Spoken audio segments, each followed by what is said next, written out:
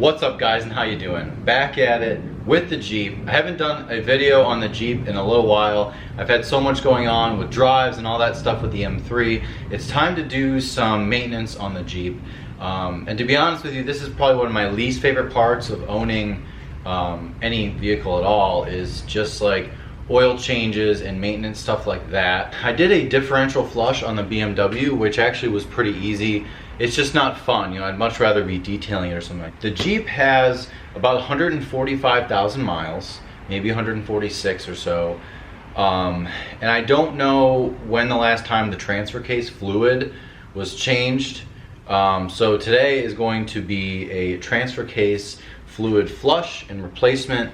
As you can see, I probably look really short, and that's because I am, but it's also because the Jeep is on Rhino ramps in the front. So Jeep is in the garage. It does fit, by the way, which is kind of amazing. And here's some stats for you for what I'm going to be doing. I'm going to put everything in the description of this video and potentially on the screen if necessary. So transfer case fluid, I believe, should be changed every 30,000 miles or so, and I just don't think that it's been changed. I don't know. Hopefully it's been changed at least once. The previous owner, I don't know. I haven't talked to him in a long time since I bought it. So definitely want to do that today. You never know when the last time it was done. 2 quarts or 3.8 pints of the Mopar transfer case fluid, which I actually bought off Amazon for 15 bucks each. They range from like $8 to $12 to 15 to 20. It's definitely going to be cheaper than the dealer. The dealer will definitely be over 100 bucks for the whole thing. But today we're spending pretty much 30 bucks, $32 or so. 10 millimeter hex bolt to undo the transfer case drain plug as well as the fill. They're both the 10 millimeter hex. You don't need any other lubricants. This has Quadra Drive 2. And I looked everywhere. Everywhere it says use this Mopar N245 fluid, which actually was a little difficult to find. I know it's on Amazon, but a lot of other stuff came up even when you search this stuff specifically. And I also picked up from Amazon just some you know, fluid pumps. Just, you know, I bought 2 of them just in case I break one, because when I did the diff I actually broke the pump on the last, pretty much the last pump when I was doing it on the BMW. So definitely want to have 2 on hand, and I'll probably honestly throw it away after I'm done using it, just because I don't want to have like used pumps sitting around. It's, you know, $12. I'll put a link for this as well. I also think I got this from Amazon. Drain plug should be 15 to 25 pounds when you tighten it. And that's pretty much it. It's pretty self-explanatory. It's pretty much just as easy as an oil change.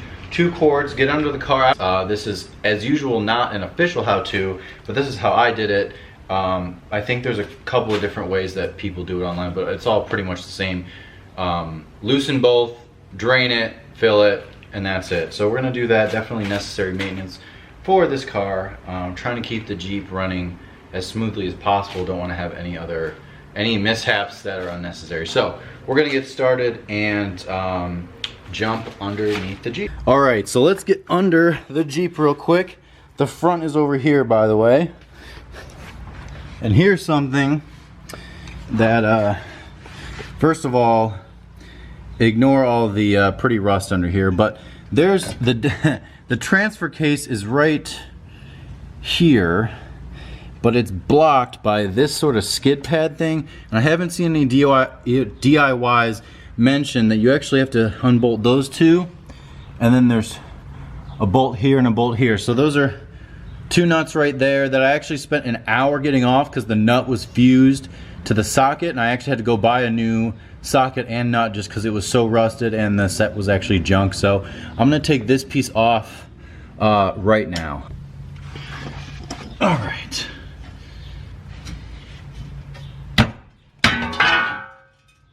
That is not. That's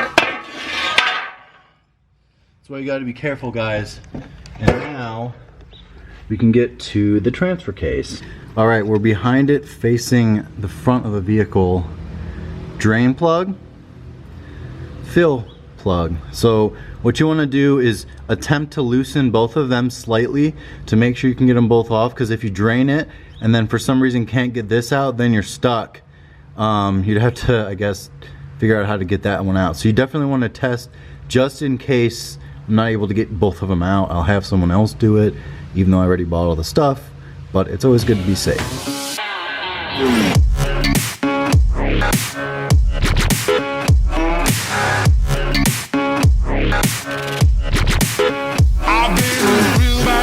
Alright guys, just letting the rest of the old transfer case fluid drip out from here, and then of course I undid the fill.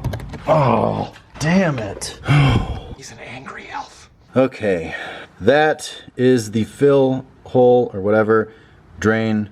So both of them are out. I would say that the hex that you use here, mine is a little bit long. It's like an inch long, which is hitting this line here. I don't know if it's a brake line or what, but it made it a little bit difficult to get out. And then this fluid's actually just PB Blaster, just to make sure that the hex bolt does not get fused to the bolt that goes in the transfer case, because even when I did my BMW, it got kind of stuck in there. So you want to be careful, don't get the bolt stuck in the sockets. Drain plug is in. Now what we're gonna do is fill it with 2 quarts. Oh, I just freaking bumped it. That's cool. I'm in the dirt, down in the dirt.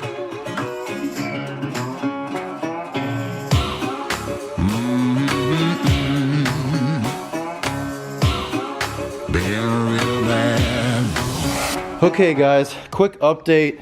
Since the Jeep was on an angle where the top was up higher than the rear, of course the fluid would start draining kind of prematurely before I got it all in.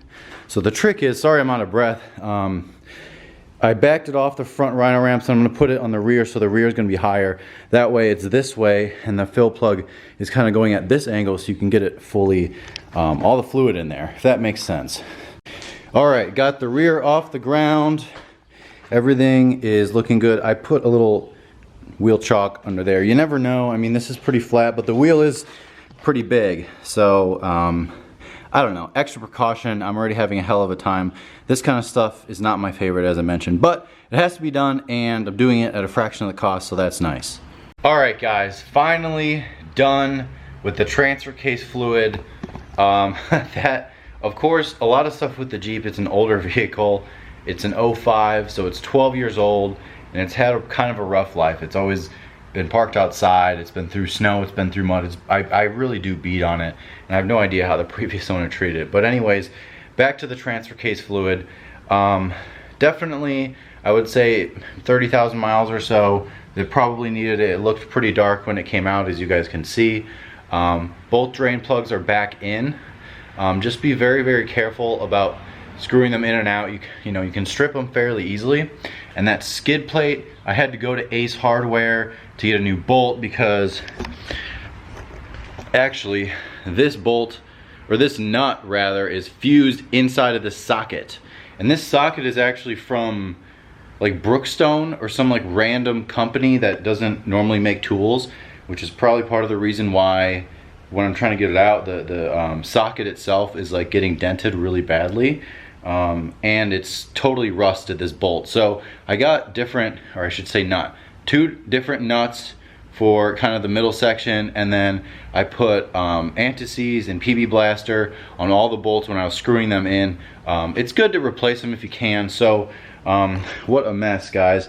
This ended up being a bigger project than I wanted, but it's very necessary, and I saved kind of a lot of money, actually, if you think about it. So next will be the differentials. I hope to do front and rear in the next few months here. Hopefully, I actually was planning on doing it today, but I have too much to do later today, and this thing took like a few hours, to be honest with you guys, because I don't have a lift, I don't have air tools, and my impact gun is honestly worthless on something that's like rusted, one of the bolts when they're rusted to the car. So as you can see, it's a little frustrating, but I got it done. I did it all on my own, and it was extremely cheap. All you need is some rhino ramps, a few power tools, and just like a basic socket set, Super easy to do. So all the information is in the description if I didn't say that already, and all of the details are in the description as well, like what size socket I used and all that good stuff. So stay tuned for more. Leave a comment below if I forgot anything, and I really do appreciate a thumbs up. I put a lot of work into getting this really simple project done, as well as getting it filmed. That was extremely hard with oil in my hands and all that stuff. So I would appreciate any sort of comment and feedback. That really means a lot. I know the Jeep videos don't normally get a ton of views, but I know that there's not a lot of information out there on the Jeep WK, the WK model. So I probably will do a few more videos on this, especially as it starts to get to the end of summer and then winter and all that good prep. I usually do a lot of prep. This car is definitely more rust than I remember. So we'll see what we can do about that, and I will see you guys next time. Thanks again so much for watching, and don't forget to subscribe below as well. Thanks.